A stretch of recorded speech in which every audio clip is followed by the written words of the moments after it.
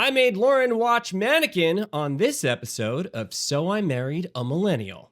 So I married a millennial. Now I'm watching all the things he knows. So I married a millennial. I married a millennial. Welcome to So I Married a Millennial. My name is Jeremy Levy. This is my lovely wife, Lauren Levy. And we are millennials on totally opposite sides of the spectrum. So I am making Lauren watch all of the classics from my childhood, circa 80s, 90s-ish. And there will come a time where Lauren will exact her revenge upon me. Today we are doing 1987's Mannequin, classic, absolute classic. Jeremy, how old were you in 1987? Don't make me do math. I think I was like six or seven. Something. I hate math. Okay, so here is the official Rotten Tomatoes synopsis of Mannequin. Jonathan Switcher, Andrew McCarthy, an unemployed artist, finds a job as an assistant window dresser for a department store. When Jonathan happens upon a beautiful mannequin he previously designed, she springs to life and introduces herself as Emmy, Kim Cattrall, an Egyptian under an ancient spell, sort of. Despite interference from the store's devious manager, James Spader, Jonathan and his mannequin fall in love while creating eye-catching window displays to keep the struggling store in business. It sounds even more ridiculous when you say it out loud. It makes no sense even when you say it out loud. Yeah, I shouldn't think so.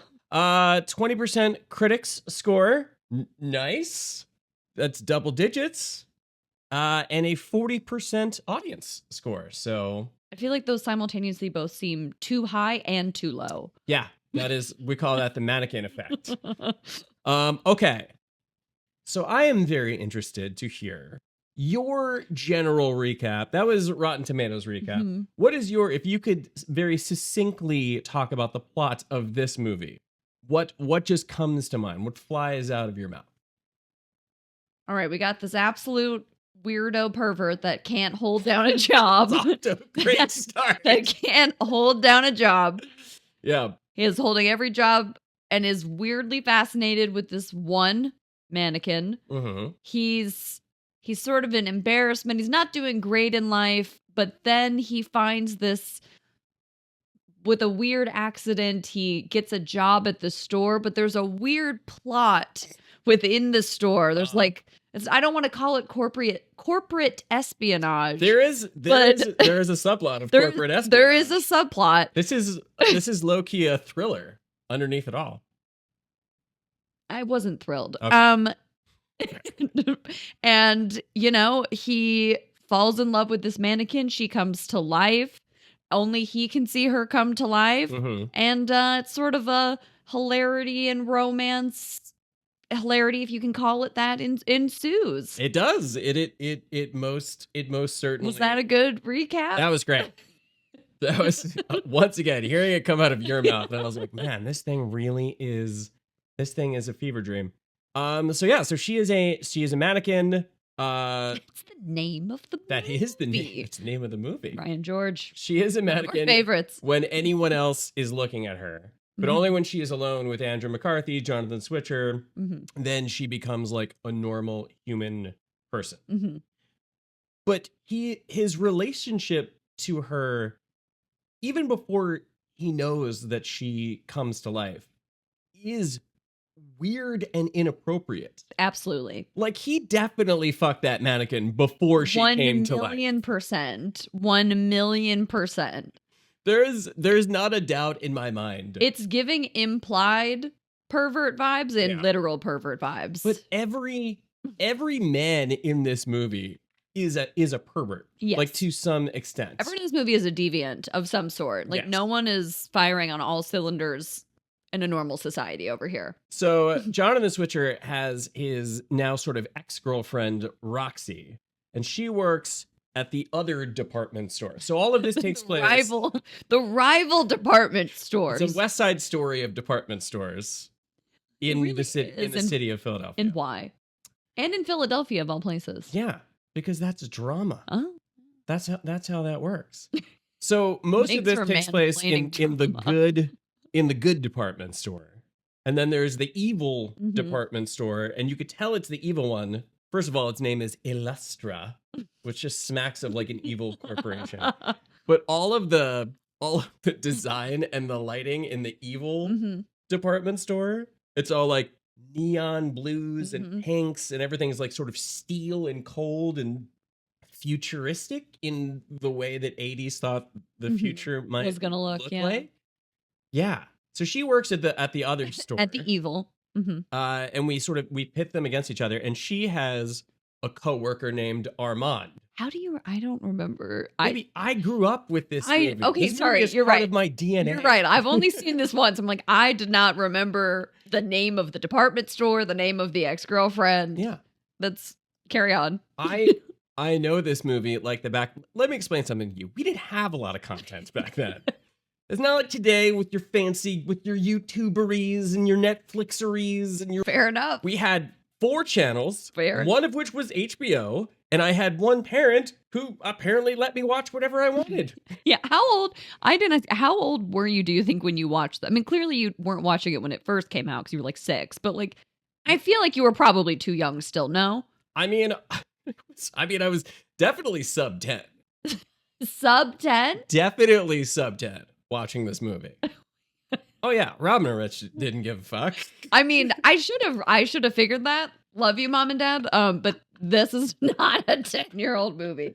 I feel like on the flip side, my parents would have been like, you can't watch this till you're 20. That makes sense for both all parties. of our parents. Mhm. But this is also not the worst thing that I feel like No, that is fair. that we watched. So there are some sub characters, some Mhm. supporting Mhm. characters in this. My personal favorites, Hollywood Montrose. Oh, yes, phenomenal. So Hollywood Phenomenal. Montrose plays the sidekick. Do you want to talk a little bit about Hollywood Montrose? I mean, what a diva. First of all, like, diva alert.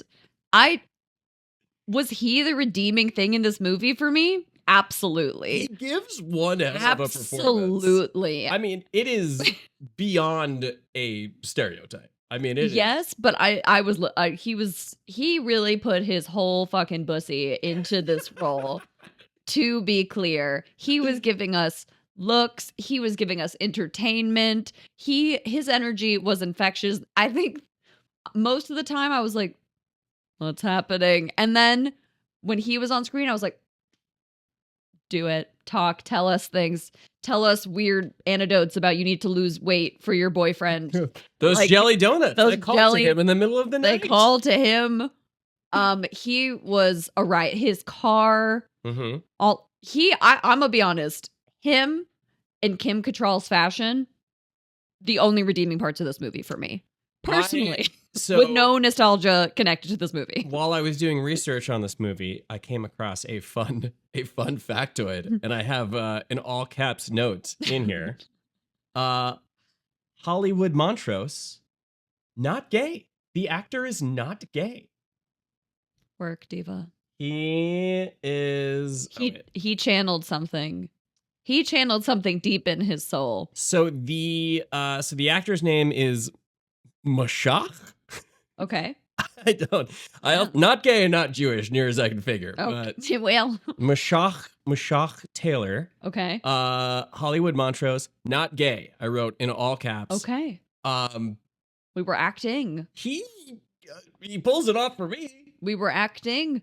Supposedly, when casting for Hollywood Montrose, Mashach. Excuse me. That can't be how you pronounce it. Mashach Taylor was the only straight man who auditioned. So on the one hand, this feels weird when he's the only straight man who auditioned and he got the role. So I have so many notes. So what do you think of Kim Cattrall in this movie? Because you probably only knew her. Sex and the City. Yeah. Of course. And she Samantha. Justice for She plays Samantha. a very different role. Justice for Samantha. Yeah. This has to have been one of her like first big roles, right? This was apparently her first leading Yeah. role. I feel like maybe I don't want to call it a quibble. I don't know. She's Egyptian? I have that exact same note in here. Just wrote, Kim Cattrall is ... Egyptian. And not only is she Egyptian, her mother is my mother. Her mother, like in ancient Egypt, is like a Jewish mother, 100%. played by a Jewish woman. Correct. And I was like, historically speaking, this feels very inaccurate. I feel like they're more apt to be on the other side of the pyramid. Like I wanted it. No. Like I wanted it to be. I was like, you know who this like should have been? Which I bet this is a movie you haven't seen. What? Tyra Banks in Life Size. Yeah, I missed that one. Oh, it's so good though. Actually, I want to say that's a 90s movie. Okay. But I was like, this and Tyra Banks, spoiler alert, but movies been out for a while. But she is like a doll that comes to life. So it's like a sort of similar. Okay. You know, it's also giving a little weird science. I was thinking like when I picked this for us to watch next, I was like, is this a little That's some weird science parallels. Yeah. No lie. There is like this whole idea of like creating the perfect woman, which is now I'm understanding for like horny teenage boys specifically. Like, yes, like everyone is too young and too old at the same time. Yeah, but just trying to create the perfect woman in the 80s. I don't know what that says. Well, you finally did it. Hey. But yeah, it wanted like I was like, I need like Tyra Banks, not Kim Cattrall in this. Okay. Even Tyra Banks. All right, Tyra Banks is not Egyptian. Let's be clear. But I was like, we need a little bit of something, not this blonde white woman when we're like in Egypt. Yeah. That was a little, I don't think that would fly today. I feel like it barely flew then. No one was buying in the opening that she was Egyptian. Also, like her character in general, I had questions. I had many questions. Many questions. Like what the curse of her being a mannequin was never really fleshed out. The rules were very ambiguous, which I know is one of your biggest pet peeves. Yeah. I feel like you kind of let it slide because this movie has nostalgia, but in general, you do not like when the rules do not make sense. Yeah. The whole opening scene of her like as a mummy, but she's not a mummy. They're just kind of chilling in Egypt. Very odd. The rules do not make sense. She's traveled all over time and space. This weirdo animated. Oh, don't even get me started about the anime. I'm talking about before the animated montage. Don't even get me started on the animated montage. It shows her like traveling, and also she's a cat in this montage. Which she's a lot of things in this montage, none of which is an actual woman of color. she's a lot. She's a lot of things, but a woman of color she is not. That is, yeah, that is true. I was like, I like that they made her a cat before they made her a woman of color. Absolutely, they're like, get this blonde white lady in here, no problem. She speaks of Egyptian. No problem. So we are meant to believe that she has been traveling through time for some purpose, trying to find her purpose, which, spoiler alert, it was a man. That was her purpose. It was a man, which A, infuriating, but B, you're telling me she went through time and space, decades and decades, and this is who she was like, no. She found Andrew McCarthy. It was like, this is it. This little weirdo who cannot keep a job to save his life and is like a little bit of a freak. Like, that's it. And she talks. Did she reference like Christopher Columbus? Yeah. She hung out with Christopher Columbus. Not that was a good person. Which, like, yes. But she talked about his lack of self-confidence. And I was just like, I think Chris Columbus had a little too much confidence, actually. Too much hubris. But she's like, no, this teeny bopper boy. Leonardo, I almost said Leonardo DiCaprio. Leonardo da Vinci. Yeah. She references Michelangelo. She references Christopher Columbus. She references. Yeah. And she's like, no, this little dude. So was she a mannequin back then too? Did they also create No, because what would be the equivalent? Well, I don't know. What would be the equivalent? They didn't have mannequins like that. They're like stores. I don't understand. And the thing is, the rules are very unclear. So she is thousands of years old. Mm-hmm. She has seen incredible things. But her character is like a wide-eyed little girl. Correct. Like she has like 12-year-old energy. 100%. But also she has some knowledge of modern culture. I don't know how she knows anything that she knows, to be clear.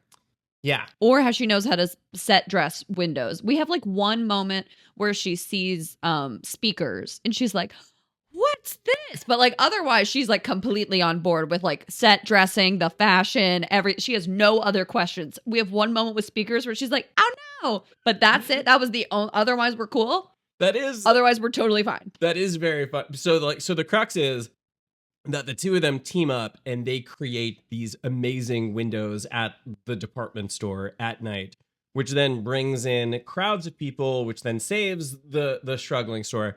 So, yes. So, firstly, the first window we're meant to believe is amazing. And it's just like spinning. It's like the tennis rackets. They're like spin. The second one. The tennis rackets was the first one? I think the tennis rackets was the first one. Okay. And it was kind of impressive, I guess. And there's like 12 people outside. I thought, I was like, maybe in the 80s, this was crazy. Because that gives me like what they do at Macy's and like Bergdorf's and everything, like in New York for the holiday displays. And those are super elaborate. They do. They get more elaborate. They do. But I was like, I don't know. Maybe in the 80s, this was thrilling, groundbreaking technology. How did she just discover what a speaker is? But then at night, she's creating these engineering marvels. 100%. There's like treadmills involved, and when she paraglides. Yeah, she does paraglide. She does paraglide inside. Yeah, and all of that, she's like, I always wanted to fly. Let's go. She has no other questions. Yeah, that's it. Okay, great. Well, I guess that's. And we are done. And my favorite part of the is it paragliding or hang gliding? Hang gliding. Paragliding is when you're on the back of the boat. Okay, whatever you say. Whatever you say, Sporty King. I'm even talking about movies. I've done neither. I am a wuss. But she's hang gliding, and there are these shots of her hang gliding. But the wide shots are clearly just a mannequin. Just like hang gliding around the top. 100%. Can I read you a few of I took some like minor notes. Can I share with you just a few more? Yeah. Where in the specific plot points? Please do. Well, first of all, opening, I wrote down. So the opening sort of little like text at the bottom. So it says, Ed Fu, Egypt, a really long time ago, right before lunch. Yeah. Why is that funny? Why was right before lunch? I'm looking at you. I'm like, is this a humor? I'm just not picking. Why is this funny? They're hangry? Is that what we're going with? Like, that's probably it. We started. I was like, oh no, this is a bad start. That's not a joke. That's not funny. The director had a lot of very broad, very slapsticky humor. And in some of the research that I did, they interviewed the cast, and the guy who played the main security guard, who I haven't really talked about, with his dog Rambo, the guy from the man's the best. They interviewed him, and he was like, honestly, I didn't think any of this stuff would make it out of the editing room. He was like, the stuff that the director was having us do was I hadn't done this since I was in high school. It was so crazy, it was so over the top, and he just wanted us to go farther, more. So this was his first film. And he had you're kidding. He had a Was it his last? No, he did like 2 other films that I saw. Okay. But he had a lot of dad humor energy. Yeah, for sure. What other notes? What else you got? Animation all of a sudden for the opening titles. What was that? Although I will say for our next episode, which we're going to be talking about Teen Wolf, the juxtaposition of these titles, this one honestly was giving too much, and then Teen Wolf gave me nothing. So in general, I have a lot of feeling, but I feel like that's a very 80s, 90s thing with these very elaborate like opening credit sort of things that we don't see as much anymore. Yeah. But I look, apparently I have demands for the opening credits. This is an unrealistic job economy. This kid got so many jobs that he worked for like one day with no references. I was sitting over there like, this is ridiculous. Who could get this many jobs? Yeah. Who could get this many jobs? Baby, it's bleak out there now. These kids just going and getting fired from everything. It was the 80s. It was a time of abundance. It was a time of excess. Why do they say all the time that like millennials and Gen Z are just like they don't you could buy a house for like $20 in 1982, I think. Apparently we should have bought houses then. Yeah. Except you were one. That's true. Well, I wasn't alive. Yeah. No helmet on the motorcycle. Come on, 80s. I have that too. Come on, 80s. When he meets the woman that owns the department store, he got electrocuted in the balls, and he seemed very okay for that happening. Yeah. Like, we really just brushed right over that. Like, we were giving ball humor with no consequence. Their kids are not going to be okay. Yeah, between a mannequin and... Yeah, they have a weird sort of Egyptian mannequin mom and a man whose balls had been aggressively tased. They're not going to be okay. I do love a good montage scene. This does have a great where she's trying on different outfits and they're like it's giving very, mall montage. That was a really solid part. And then my last note that I took, then I want to hear some of yours that you took. My number one grievance with this movie, of which there clearly are many, they called the bulldog a pug. Oh, yeah. That's not okay. Was a bulldog, and they called it a pug. They're like something, they were talking to the security guard, and they said they referred to the dog as a pug. And that was so clearly an English bulldog. That was deeply offensive to me as a pug lover. Yeah, they crossed the line. They did. And I'm not going to say I can forgive everything else, but that was particularly egregious to me. I have Hollywood Montrose is an icon. Correct. Sorry, he just is. But Period. he had some of the most incredible lines. He really did. But also lines that didn't really make sense. No, at one but they point, didn't need to. We were going straight vibes. He told Andrew McCarthy told him to go away, to leave, he had to work, whatever. And Hollywood's exit line was, "I'm a dream that once was." I don't know what that is. But I'm gonna every time I leave a room now. That's what I'm gonna say. Right. Okay. I'm a dream that once was. Okay. Backs away. Okay. I'm here for this. Yeah, I feel like you hit a lot of my major points. I think we get into trivia. All right, tell me. Let's go into trivia. Okay. So at a cost of $7.9 million, every time I say this, wait, excuse me? Wait, $7.9 million. That movie was the budget. They spent $7.9 million on that movie. Yeah, and adjusted for inflation, that's probably it's a $40-50 million movie.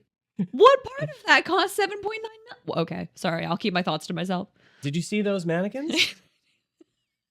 It can't be that expensive. On a budget of $7.9 million, it grossed $42.7 million. It was a hit. That is way more money than I thought. It was. This is when it initially came out. Yeah. Shocking. Maybe this was a movie moment. Was a classic. There's a reason we're still talking about this movie. I will say that, but decades which later. we didn't address in the beginning. It was so hard to find this movie anywhere. Oh, yeah. I don't know if Kim Cattrall tried to scrub this from the internet, but we could not find this movie anywhere. We ended up having to buy it on a Fandango, formerly Vudu service. Yeah. For $15, and it really that took a lot of doing. This movie apparently with this movie being that popular at the time, you cannot find this movie online. I guess it's you. I hope you own a DVD. I mean, you can't. It was the only place we could even buy it. Correct. We couldn't buy it on Apple. Nothing. Nothing. But what we could buy, what we did have the option of streaming was its sequel, Mannequin 2, Mannequins on the Move. Why? Is that one worth seeing? No. Is Kim Cattrall in it? No. Neither of them are in it. Because she's not, spoiler alert, she's not a mannequin. Well, sorry, that's true. At the end of the first one. You ruined it for the audience. Sorry, my bad. Sorry, listeners. I don't remember all that much about Mannequin 2 on the Move. I think Jonathan Silverman is in it. Who? Yeah, okay. and scene. Okay. This movie was an Oscar nominee. No, it wasn't. Yes, it was. No, it wasn't. For one very specific. Not for Best Picture. No. Okay. But there was an aspect of it that was nominated for an Oscar. Which do you think it is? I think it's costume. It's pretty obvious. Costume design. No. All right. I don't know. Ready? Yeah. Best original song. Nothing's gonna stop us now. Oh, come on. Baby, that song slaps. Nothing's Gonna Stop Us Now is one I had. All right, sing it. I had that Sing in it my right now. notes. Cause if this world runs out of lovers, we'll still have each other. Nothing's gonna stop us now. Wait, so that was from this movie? That was from That this was movie. for this movie? Yes. Okay, I did not know that. It was created. Okay. Yes. And that song slaps. I mean, like, Okay, that does. This Sorry, movie I did not. I had no idea that song was for this movie. Yeah, it was created for this movie, original song. Okay, I had no idea. That's actually, I'll give them that one. The soundtrack is pretty great. I'm I'll loving all of these 80s soundtracks. I will give the music is pretty awesome. I will give them that one. I did not know that was made just for this. That's Yeah. interesting. One of the original Emmy mannequins used in the filming of the movie was restored by the store South Fellini and is currently on display in their store, which is located on East Passyunk Avenue in South Philadelphia. The head and torso are the original pieces. So we can go visit. We gotta pay our Yeah, respects. we gotta go. We gotta go pay our respects, I guess. We got it. The department store used for Prince and Company is an actual department store. It is John Wanamaker's, now Macy's in Philadelphia, Pennsylvania. I figured some of this had to be Macy's related. I mean, that store was incredible. Yeah. I kind of want to go see this I Macy's. think we might have to. We have to. we have to go make a pilgrimage. pilgrimage. Thank you, baby. This is why we have to do a podcast. We have no choice. This comedy movie is the rare Hollywood romance where the lead actress is older than the lead actor. Kim Cattrall was 29 years old when she played Emmy, and Andrew McCarthy was only 23 when he played Jonathan Switcher. But like, great. She is older, but then they're like, he's like prepubescent. Like he's not actually, but I feel like that's the like. It's never like, oh wow, like what like an adult man. It's always like weird, horny teenage boys. Yeah. So I don't know that I actually give that credit. Fair enough. But because we Fair could say enough. that, I guess, about Weird Science, but I also don't want to say that about Weird Science. A lot of man boys. A lot of man running boys. about in the Yeah. 80s. Yeah. Yeah.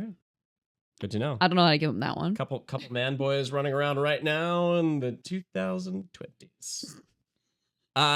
Director Michael Gottlieb took inspiration from his teenage years working in a Macy's stockroom. He was particularly inspired by his own experiences with mannequins behind locked doors. So this director was fucking mannequins. Yeah, 100%. Okay, so this He had is a director who's fucking mannequins. Uh-huh.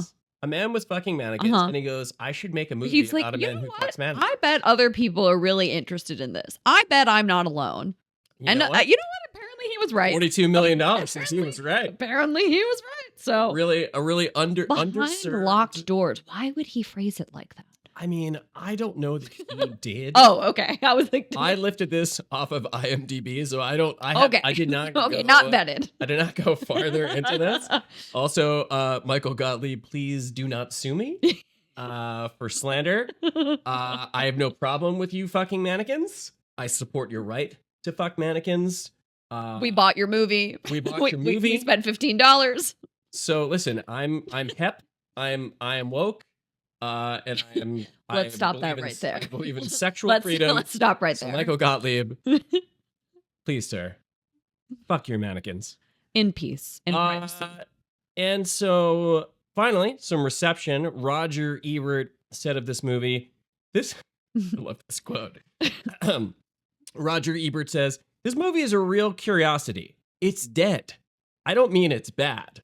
A lot of bad movies are fairly throbbing with life. Mannequin is dead. The wake lasts 1.5 hours, and then we can leave the theater. What was that? How many stars did he give That it? is brutal. I'm assuming zero. He didn't do. Assuming zero. I don't think he didn't do didn't do stars stars? because they did him and Siskel and Ebert. It was thumbs up, thumbs down. So I'm sure, given you're right, I'm sure given that was a thumbs down. Yeah. For nostalgia purposes, are you giving this a thumbs up, my dude? Oh yeah. Okay. Wow. Oh yeah. I think we're gonna keep finding this. We The might. nostalgia is strong. I find these movies exceptionally charming on their own terms, outside of the things that like overtly don't hold up. Oh, There's a boat. there's a cruise ship. Ahoy! Think they've seen Mannequin. they're off to Philadelphia to go to go see the Mannequin to pay homage. Yeah, I had a good time. I enjoyed it. Should we have a rating system beyond I don't know, a thumbs up, a thumb down, a star? I don't know. Let's work on that. Let's workshop that. Workshop but that. Let's think about that. But for now, you're giving this, if we're doing the Roger Ebert scale, you're giving a thumbs up. I'm giving a thumbs up, if only for Nothing's Gonna Stop Us Now. I mean, that movie really comes. I really got the feels. Them, what was it? Hollywood marrying them in the store window. Yeah. To nothing. I mean, it finished strong. It did. I'm gonna give this. I guess if we're picking and choosing, I'm giving this a thumbs up for Kim Cattrall. Mm-hmm. All of the outfits that she was slaying. Mm-hmm. The mall montage, Mm-hmm. Hollywood Montrose in that song. Otherwise, that's a lot. That is a lot. And I would say that's more than Weird Science. Mm-hmm. That is a low bar Mm-hmm. for me personally, but that is more than Weird Science. So, I understand it. That is what we are here to do. We're here to see these movies through your lens. And I can't believe you saw this when you were like 10. Of the things that we are going to watch, the next movie we're going to do, I was probably even younger. So when we watched Teen Wolf, I mean, yeah, that was, as you well know, we'll talk about that next. What a teaser for that. What a teaser. What a setup, babe. That is great. Thank you very much. So, yeah, that's going to do it for Mannequin. Stay tuned next week. We are doing Teen Wolf, baby. So I married a